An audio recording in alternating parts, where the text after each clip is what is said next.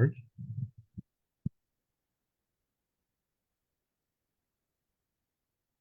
And we are live. Rachel. Yes. Mel, how are Rachel, I'm good. Ladies and gentlemen, Rachel Orr, fantastic literary agent and previously an editor at HarperCollins, and you're celebrating a couple of years now in the literary agency business. you? Yeah, just a couple, about 19-ish. Yes. So when the year 20 comes around, we'll have to have a big celebration. Definitely. Maybe interview you again. Anyway, I'm so happy to interview you that I forgot to introduce myself.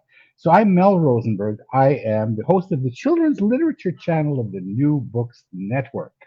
And you and I, we have a book in common, sort of, because our book, Emily Saw a Door, and the fantastic illustrator of this book, the incredible illustrator Orit Magia, is Yeah, now your client.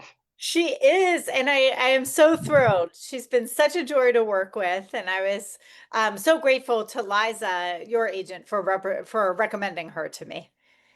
Yes, and I'm so delighted that somehow uh, my book together with Orit ended up opening a door for me and a door for her as well. And you are Orit's door opener, and I hear that you've already hit the ground running, but I'm not sure that you can talk much about that. Um, Perhaps I should not, but I do have, yes, we have hit the ground running. I don't know. I feel like she did open her own door with her marvelous artwork. Maybe I gave it a little push. But yes, so yeah, and she's just really wonderful to work with, really wonderful to collaborate with. We went back and forth on a number of different revisions, and yes. So I will say we sold it in record time. Ah, But you yeah, sold something? You sold something? You said you weren't going to talk about it. You just talked about it, I just a little hint that we sold something. which might be a manuscript. It might be a manuscript, yes. So I want to show you something from our book. This double spread, which I think is genius. Oh, I love that Okay. one.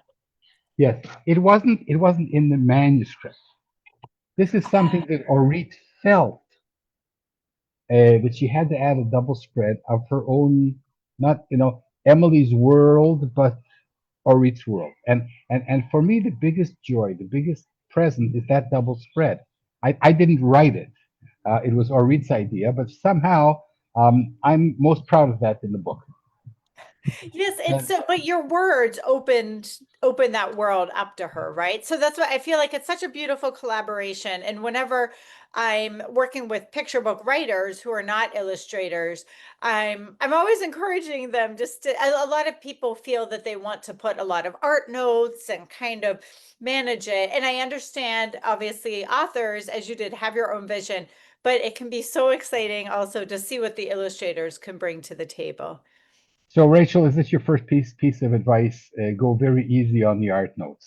Yes, exactly. I mean, unless it's a situation where there's a joke that is not going to be understood without an art note, as manuscripts are getting shorter and shorter these days, sometimes we need some art notes if there's something you're trying to convey that is not meant to be spelled out in the text. But in general, yes, go easy. And just it's all about trust, right? We have to trust the illustrator to do their job. The illustrator is trusting that the author has written a beautiful book. So there's just trust on all fronts.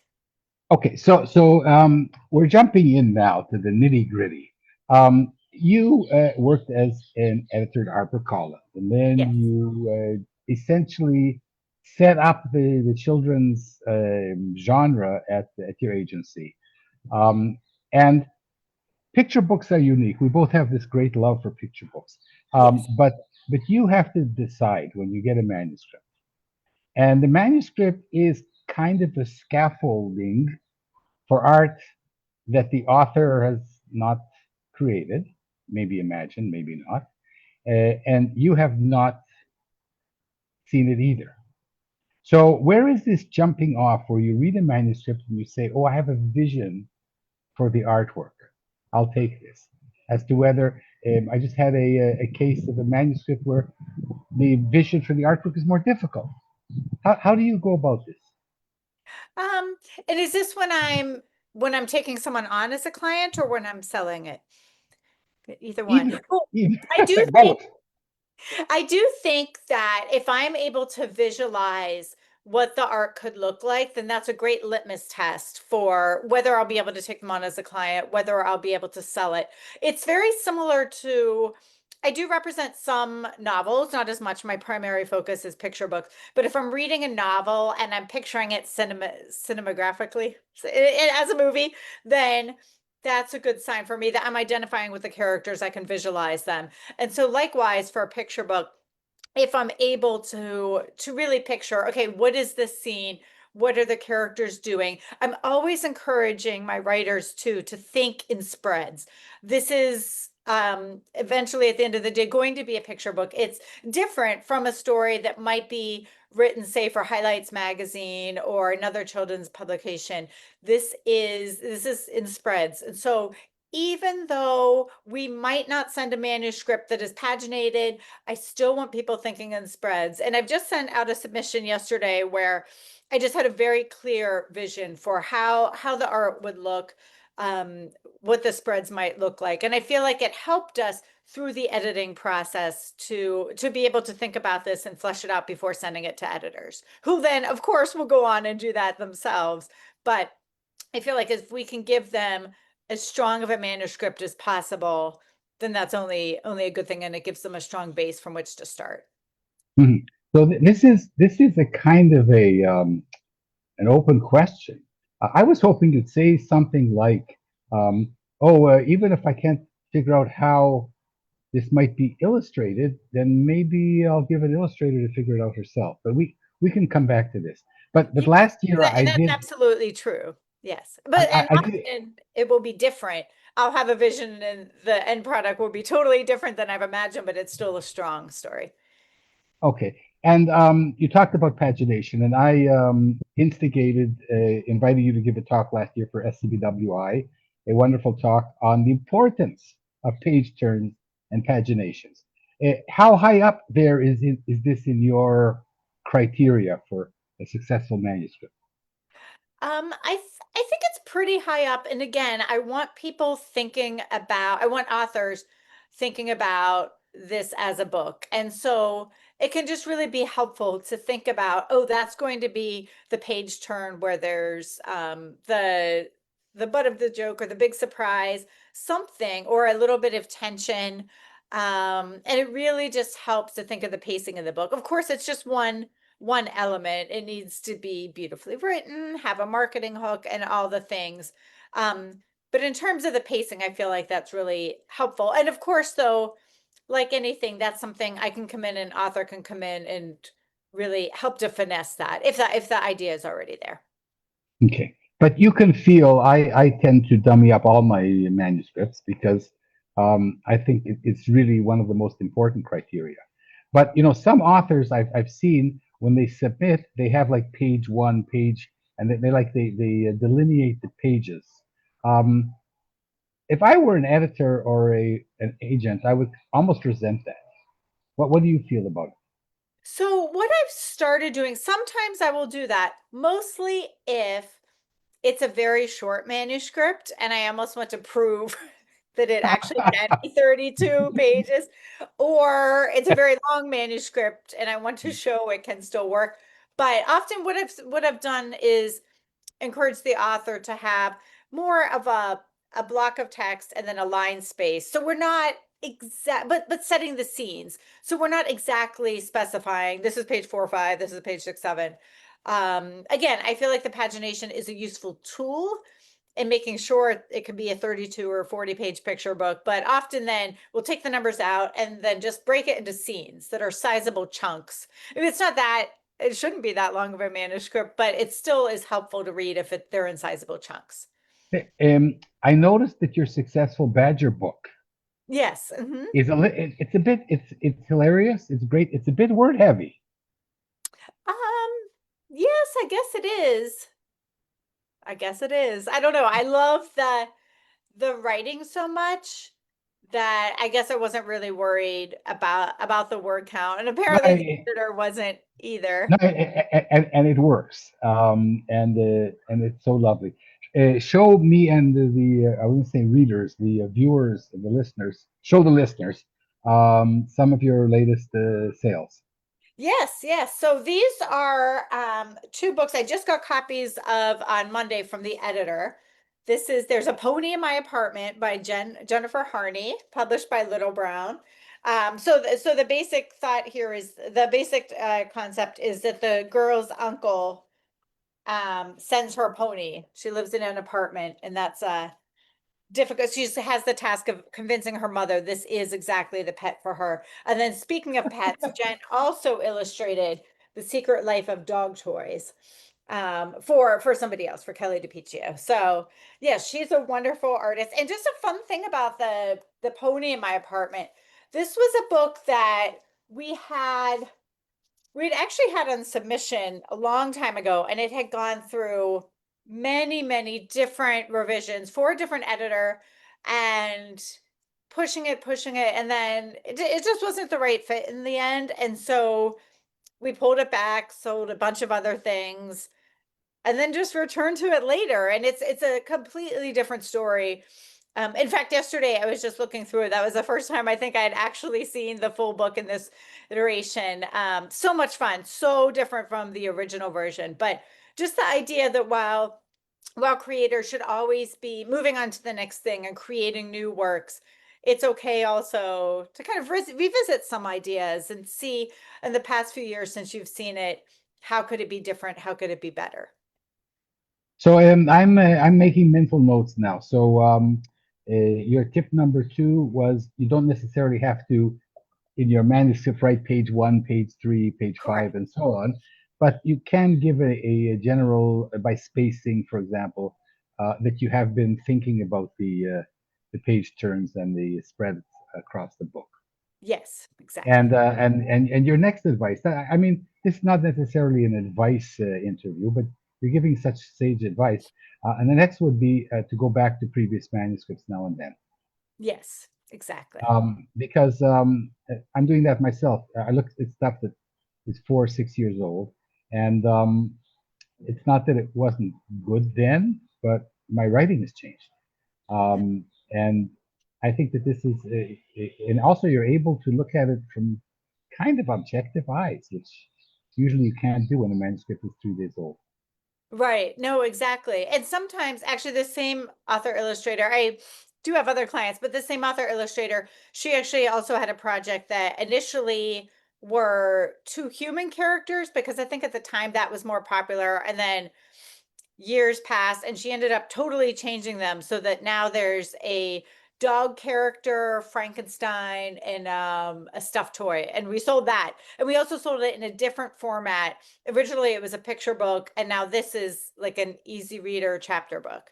So I think as the market shifts, that might open up different avenues that were not there previously. Are genres blending? Like you talked in a previous interview about, picture books moving to more graphic. I don't know what the word is. Graphic books, graphic novels, graphic what have you. But is there also the backwards thrust of graphic novels influencing how picture books are illustrated and developed?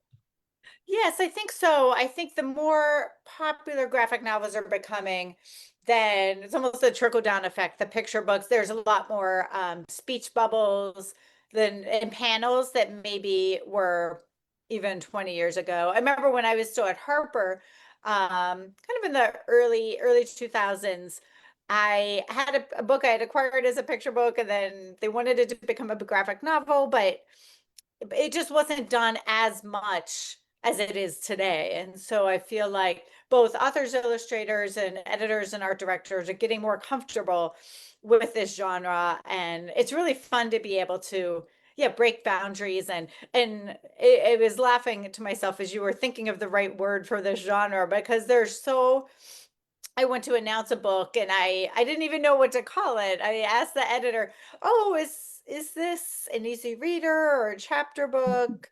I think it was like an easy reader graphic novel chapter book or something like that. But I love that. I love that. I mean, when I was growing up, you kind of went from like Frog and Toad to Beverly Cleary, and there was nothing really in between. So you kind of went to the chapter book. It's a little more of a middle grade, right? With like maybe black and white spot illustrations for each chapter opener. But now there's so much more of a range. And I feel like that's what publishers are really aiming to do is to meet every reader where they're at. Of course, that creates a problem for librarians, but neither of us are librarians, so that's okay. Right. So not my problem. Yes, And, exactly. and while you were while you were talking, I was thinking of Mo Willems, with the Elephant and Piggy, We Are in a Book. So that must have been really groundbreaking at the time. Yes, yes, for sure. And I feel like that was very groundbreaking. And also, Narwhal and Jelly, I feel like is along those same lines, but somehow that was like groundbreaking all over again. I think with also the shorter stories within a book is what that did a little differently in Elephant and Piggy. But it was great. And if you think about Elephant and Piggy, those were, I mean, he had the Don't Let the Pigeon Drive the Butts, which were very, all the speech balloons and everything. And then it kind of just naturally, Elephant and Piggy naturally grew out of that to become its own thing. Yeah. So what I want to ask you now, and I should mention that I keep interviewing wonderful authors and discovering that you represent them. So Nancy Hudgens and Susie Levinson and probably many more have been on this show, and I kept saying, "Oh my goodness, I have to go to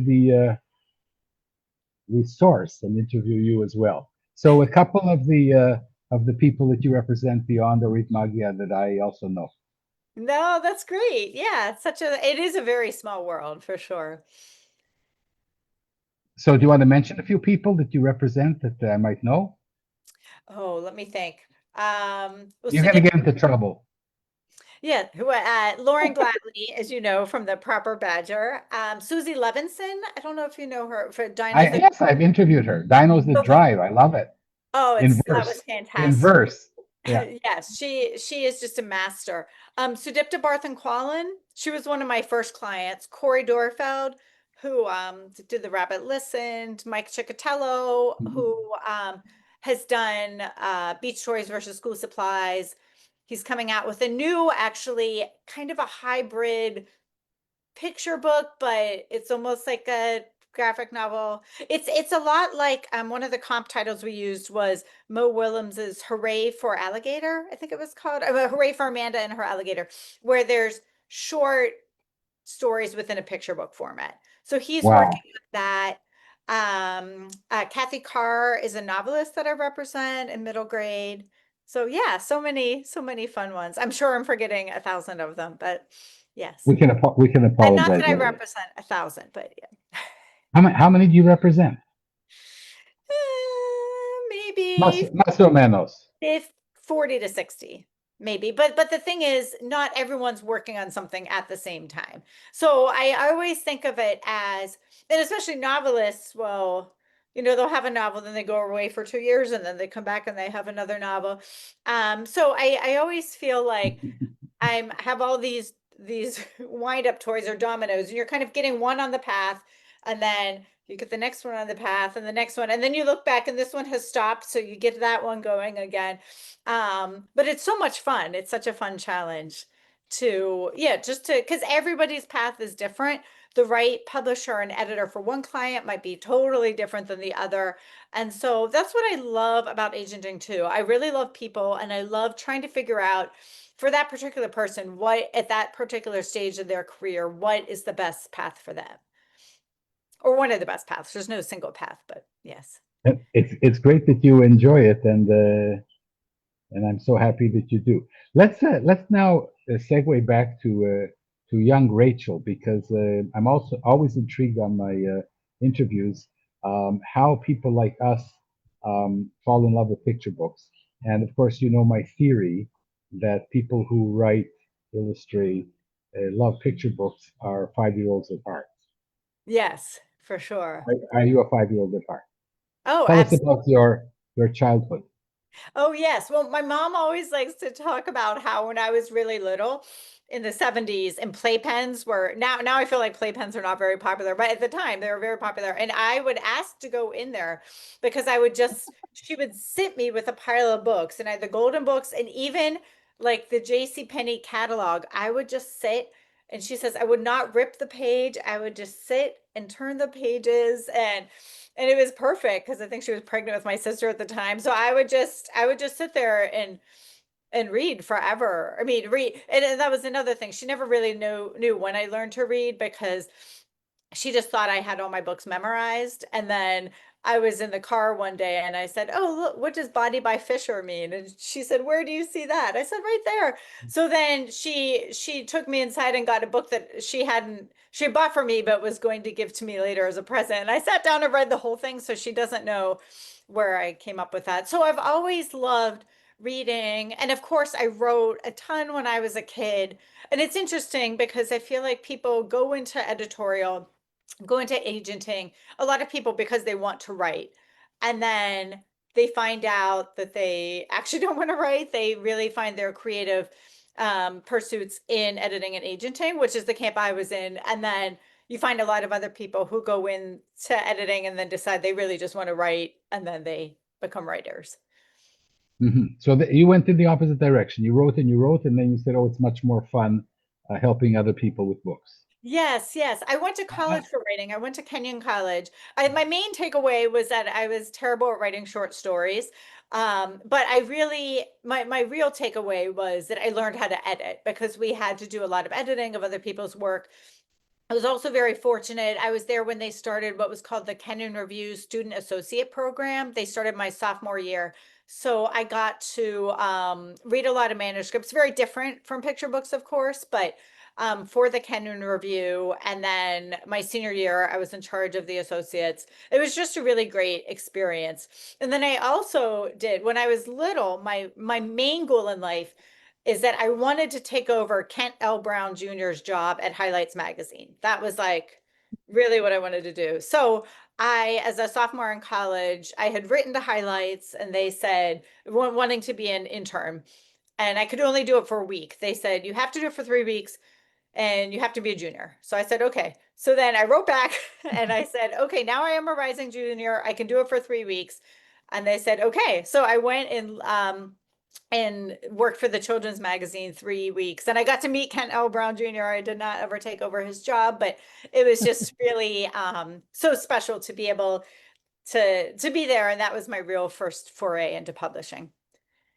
Amazing. I have to go back to your early childhood with the playpen Hmm. because it's so darling. It reminds me of a golden book story when I was 4 or 5 with Brer Rabbit, Oh, and, yes. Uh-huh. yeah, and Tar Baby, Yes. and don't throw me into the briar patch. Yes. Yes. I And, remember all and those. and yeah, and you're like, don't put me in the playpen, don't put me in the playpen. But that's really where you want it Yes. to be.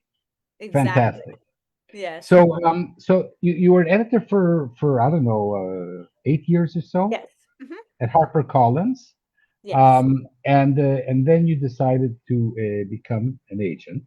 Yes. And so what I wanted to ask you, and I can only ask people who were both editors and agents, is who are the real gatekeepers? The Oh. editors at the publishers or the agents trying to sell them the manuscript?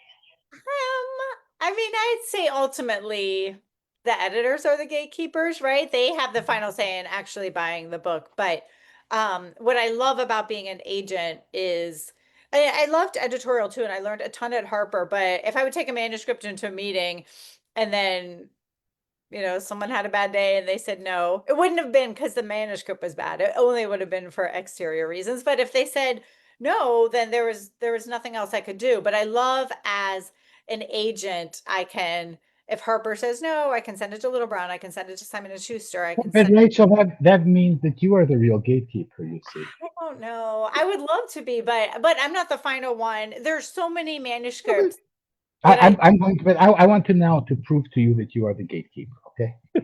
How oh, are you open for submissions? I'm never closed for submissions. I do have a lot of clients right now, so I have to be very, particular, obviously. Yeah, okay.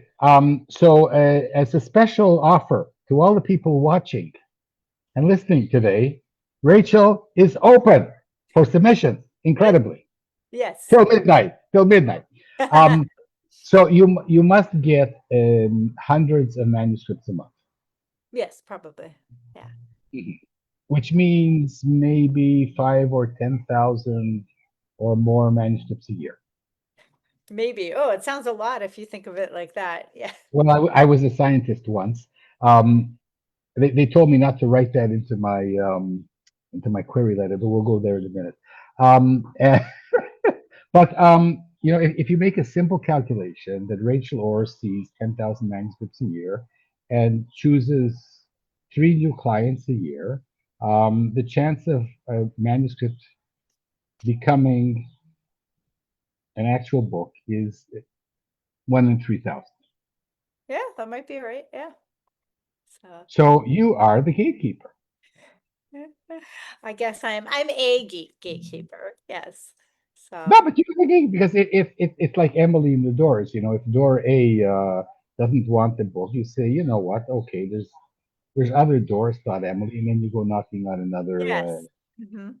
I do a on lot of another. knocking. Sometimes I feel like my knuckles are bruised from knocking, but then other days, um, I don't know, like now I don't want to jinx it, but this week it seems like everyone is buying manuscripts for some reason. I don't know, maybe it's the sunshine we're having here or Rachel, you're segueing to all my questions. I was going to ask you how many manuscripts do you sell a year?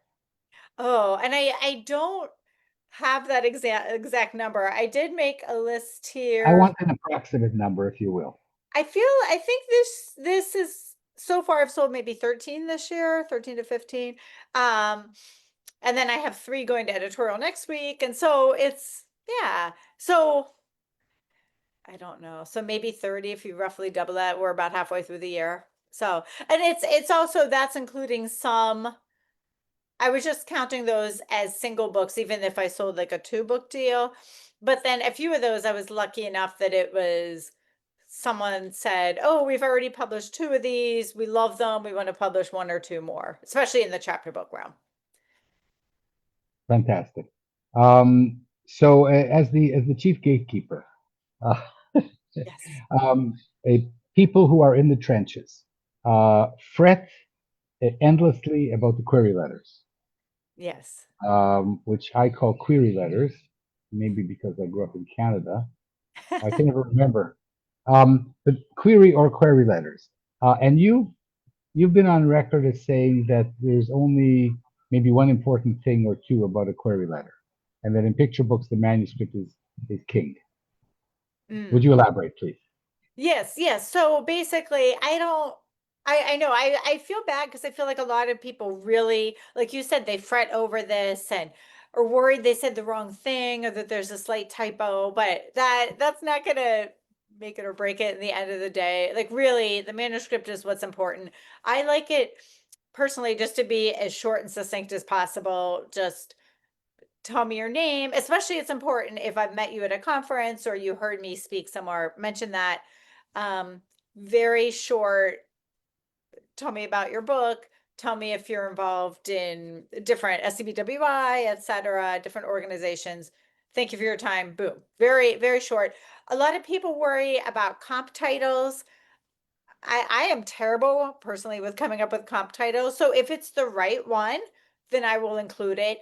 If it's not, sometimes what I found is people will include a comp title and I've never actually heard of it before. And I think, oh, well, that's fine. It's a fine line, right? Because you don't want to just list all the bestsellers. Although I did have a client that when I was reading her query letter had basically said, this is like, and then went on to list like every bestseller.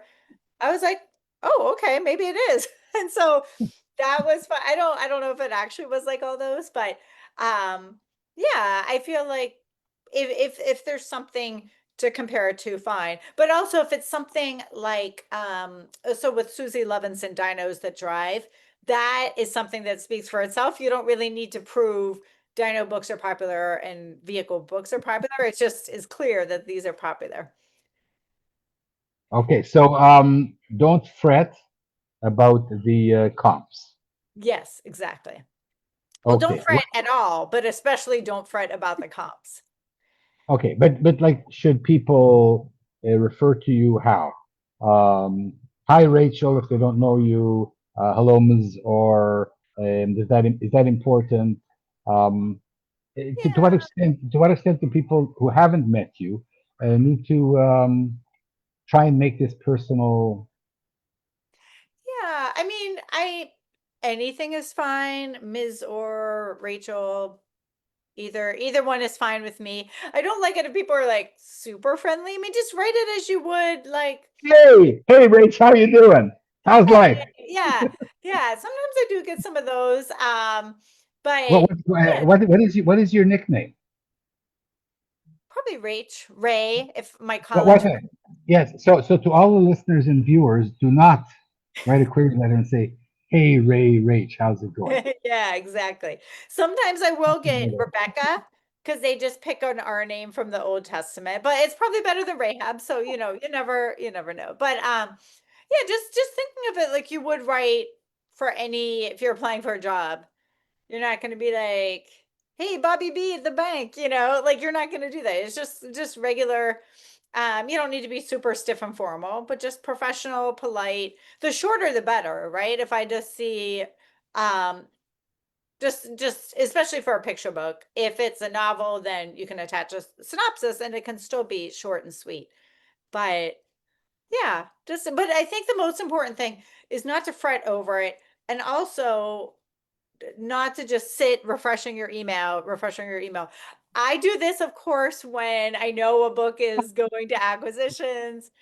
But just move on to the next thing, I feel like is the way healthier approach. That's because that's what I have to do. I do have to like send the manuscripts out. And I am if I know it's going to editorial acquisitions, I will be a bit more focused on it. But if not, I need to just keep doing the next thing. Yes. It's always good to have a next stage. Yes, exactly. So if somebody writes you a manuscript that you do like, Hmm. um, what is the next step? How many manuscripts should an author have ready to send you in Oh, this that's very lucky, miraculous event that you like the story? yes. I would say around, I will usually ask for 3 picture book manuscripts. It's probably good to have probably 6 in your back, 6 polished manuscripts. So one you're sending out, 5 more in your back pocket. I also like to see, and this is something that can go in a query letter. If you send me something in verse saying, "Oh, I also write in prose," or Lauren Glatley actually had said, "Oh, I also write YA novels. I have an YA novel." And in fact, the reason she had queried me, she was really focusing on her YA novel, had written the picture book of Prepper Badger just as something to work on while she was waiting to hear from YA agents. And so that's kind of how that came to be. But the query letter is the place to say, I have other picture book manuscripts upon request. I write novels. So if I really What's like a that? But not. I play cembalo and dance Irish jigs. no, unless your picture book is about Irish jigs, then definitely say that. Yeah. You don't need to say I loved writing ever since I was a child. Everyone loved writing as a child, usually. So then I'll write to them and say, "Oh, I really like this. Do you have anything else you can show me?" And that's your chance to show me maybe, "Oh, I have one in nonfiction." In fact, so as an example, this was somebody I'd met through an SCBWI conference, and I loved her picture book manuscript, Claire Wren Barbaro. And I said, "Oh, I love this. Can you send me more?" So that was a picture book, just straightforward picture book, which we actually sold to Source Books and is coming out in October, called Party Pony.